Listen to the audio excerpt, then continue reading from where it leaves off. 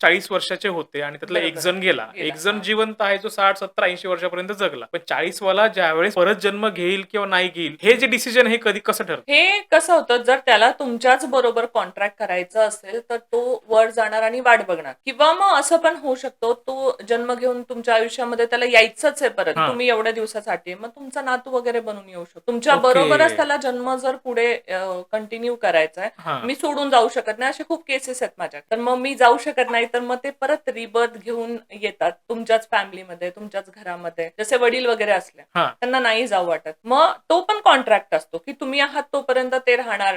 तुम्ही गेल्यानंतर may be त्याला तुमच्या बरोबरच कंटिन्यू करायचं, तर तो डिस्कंटिन्यू पण करू शकतो आपला प्लॅन. म्हणजे ओके. लहान वयात जसे मुलांचे डेथ वगैरे होते, हां. त्यावेळेला कधी-कधी असं डिसाईड असं असतं, की हां. तो काहीतरी देणं घेणं बाकी आहे यार. अजून मला थोडंसं त्यांच्यासोबत त्यांच्या साथची गरज होती, म्हणून मी जन्म घेतला. पण मी 10 वर्षच राहणार, मग मी निघून जाणार.